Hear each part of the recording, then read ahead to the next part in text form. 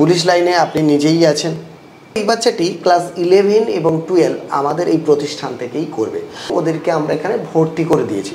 কিছু বলতে যদি চান, কোনো বাচ্চা যারা আসতে চায় আসতে পারে। জয় হিন্দ বন্ধুরা, আশা করি আপনারা ভালো আছেন। আমি আপনাদের বন্ধু এক্স সোলজার ফিরদৌস মণ্ডল, আপনারা হাজির প্রি ডিফেন্স একাডেমিতে। বন্ধুরা, আজকের আমাদের পরিবারে নতুন আরেকটি সম্পদ বা স্টুডেন্ট যোগ হলো। আবারও বলি, অনেক দূর থেকে এসছে বাচ্চাটি, হুগলি থেকে এসেছে বাবার সাথে, এবং সাথে বাবার ফ্রেন্ড এসছেন। তো সর্বপ্রথম আমি ওনাদের কাছ থেকে জানবো, তারপরে বাকি কথা বলবো। স্পেশাল হলো এই বাচ্চাটি ক্লাস 11 এবং 12 আমাদের এই প্রতিষ্ঠান থেকেই করবে। আমরা 11-12 পড়াই না, আমাদের যে প্রতিষ্ঠান আছে তার পাশে যে স্কুল আছে সেই স্কুলে ওদেরকে আমরা এখানে ভর্তি করে দিয়েছি। অর্থাৎ গার্জেনের যে ভূমিকাটা আছে শুধুমাত্র চাকরির মধ্যে আবদ্ধ নয়, সাথে 11-12-এ পড়তেও আমরা সহযোগিতা হাত বাড়িয়ে দেব। তো সর্বপ্রথম নমস্কার স্যার। তো স্যার, আপনি কেমন আছেন? ভালো আছি। ছেলেকে কিসে সার্ভিস করাতে চান? দেখা যাক এখনও কতদূর কি দাঁড়াবো। তো ইচ্ছা ছিল আর্মিতে যাওয়ার, দেখা যাক। কিন্তু স্যার ওর আর্মিতে হবে না, কেননা ওর একটি সাবজেক্টে অঙ্কে ওর 31 আছে, ফলে ও ইন্ডিয়ান আর্মি, নেভি এবং এয়ারফোর্সে হবে না। হবে কি আধা সামরিক বাহিনী, আর হবে কি বেঙ্গল পুলিশ, কলকাতা পুলিশ, আবগারি police, traffic police, jail police, বা যেটা আমাদের দমকল বাহিনীতে আছে। অর্থাৎ স্টেট এবং সেন্ট্রালের আধা সামরিক বাহিনী, প্যারামিলিটারি ফোর্সে হবে। তো এই হচ্ছে পুরো বিষয়। ও খুব ছোট আছে, অতএব এখন থেকে ওকে তৈরি করলে অবশ্যই ও সফলতা পেতে পারে, সেটাই আমরা ধরেই এগোবো। আর পুলিশ লাইনে আপনি নিজেই আছেন, ডিফেন্সে আপনি জানেন, আমাদের যারা পুলিশ ডিপার্টমেন্টে থাকে তারা আজ যাই হোক কোনো দিন কোনো অনুষ্ঠান বা ওকেশানে বাড়ি থাকতে পারে না। তারা কিন্তু সবসময় এমার্জেন্সি ডিউটি আছে। আপনি নিশ্চয়ই সেম জিনিসটাই আপনারও করতে হয়। এই মুহূর্তে আপনার হাওড়াতে পোস্টিং বলছেন। তো কিছু বলতে যদি চান, কোনো বাচ্চা যারা আসতে চায়, আপনি কি বলবেন? যারা আসতে চায় আসতে পারে। এটা মানে আসতে গেলে নিজের একটা ইচ্ছা থাকতে হবে। ডিফেন্স চাকরি তো খুবই হার্ড চাকরি।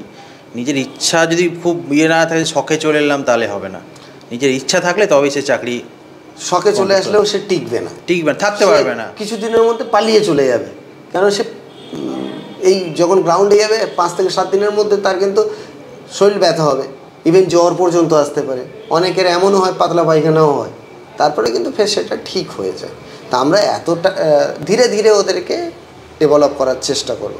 আর চাকরি পেয়েও তো সেই সেম জিনিসটাই করছে, ফলে এখন থেকে যদি নিজেদেরকে তৈরি করে অনেক ভালো করবে। আপনার ছেলেকে আমরা টোটাল অ্যাডমিশন ফিস কত টাকা নিয়েছি? টোটাল এখন 10,000 টাকা নিলেন। আচ্ছা, এই 10,000 টাকা কি প্রত্যেক বছরে? না, প্রত্যেক বছরে নয়।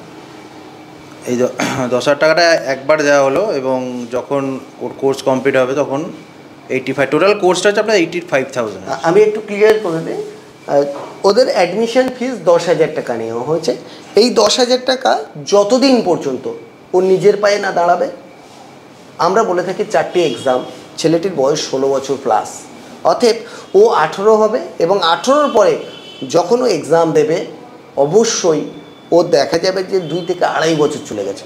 আমরা এর মধ্যে আর একটিও টাকা নিতে পারবো না, কেননা আমাদের সিস্টেমটাই সেটাই যে একবারই 10,000 টাকা দিয়ে ভর্তি হচ্ছে। এটা হচ্ছে নর্মাল ট্রেনিং, এবং আফটার সাকসেস যখন ও চাকরি পেয়ে যাবে, যদি পায়, যারা পাবে না তারা কিন্তু আর কোনো টাকা দেবে না। কিন্তু যারা পাবে, যেহেতু আমরা এতদিন ধরে ওকে পড়িয়েছি, তো টিউশন ফিস একটা লাগে, সেই টিউশন ফিস বাবদ বাকি 75,000 তখন দেবে। যদি সামর্থ্য থাকে ওয়ান টাইম দেবে, যদি সামর্থ্য না থাকে ওর যে স্যালারি অ্যাকাউন্ট হবে সেখান থেকে চেকের মাধ্যমে আমরা সর্বোচ্চ 5টা চেক এবং একটি এক্সট্রা 100 টাকার চেক তখন নেব, এর মাধ্যমে আমরা নিয়ে নেব। তো এটাই মেন বিষয়। অনেকের হয়তো ধারণা থাকে, আমি ক্লিয়ার করে দিলাম, কেননা আমি পুরোটা হোয়াইট রাখতে চেয়েছি।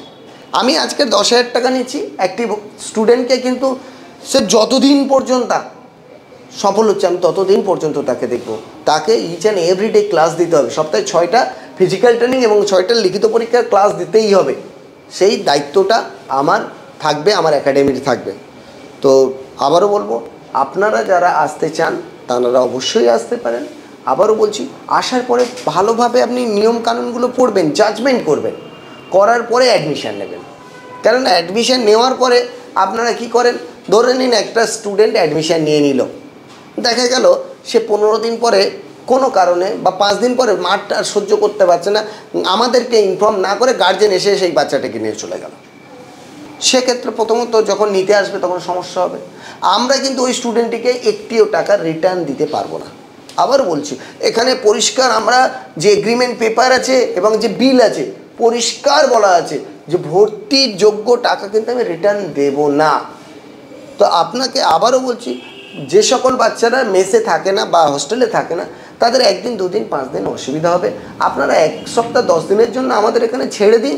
1 সপ্তাহ 10 দিন পরে যদি সেই বাচ্চাটা মনে করে যে না আমার এখানে থাকা সম্ভব না, এই পরিবেশটা আমার পক্ষে মেনে নেওয়া সম্ভব না, আপনারা একদম নিশ্চিন্তে বাচ্চাকে নিয়ে যান। কিন্তু প্রাথমিকভাবে যে আজকের রাত্রে দিয়ে গেলাম কালকে সকালের মধ্যে ওই ছেলেটির এমন কোনো পরিবর্তন ঘটেনি যে ওর কেউ র্যাগিং করেছে বার হয়ে যেতে হবে। র্যাগিং এখানে সম্পূর্ণ মানা। আবারও বলছি, র্যাগিং কোনোভাবে আমরা অ্যাকসেপ্ট করব না। কোনো রকম নেশা করলে আমরা সেই স্টুডেন্টকে তৎকালীন তার গার্জেনকে ইনফর্ম করব, একবার তাকে সুযোগ দেব এবং সেটা ডিপেন্ড করবে কোন নেশা করছে তার উপরে। তারপরে তাকে কিন্তু আমরা একাডেমিতে বার করতে বাধ্য থাকব। তো ধন্যবাদ সকলকে সময় দেওয়ার জন্য, সাথে থাকার জন্য। আর একটা অভিযোগ আছে আপনাদের কাছে, আপনারা প্রত্যেকে ভিডিও দেখেন, লাইকও করেন, কিন্তু আমাদেরকে ফলো করেন না। কেননা আপনাদের ফলো খুবই প্রয়োজন, আমাদের অবশ্যই সাহায্য হবে। এবং সাথে সাথে এই ভিডিওটি তাদের কাছে পাঠিয়ে দেবেন যাদের প্রকৃত একটা গাইডের প্রয়োজন আছে।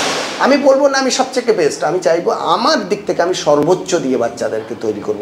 যেভাবে বিগত দিনে আমরা 300-র অধিক বাচ্চাকে সফল করেছি, সেইভাবেই কিন্তু আপনার বাচ্চাকেও তৈরি করব। আমি চাইবো আপনারা যে ফোনগুলো করবেন গার্জেন পক্ষ থেকে ফোন করবেন।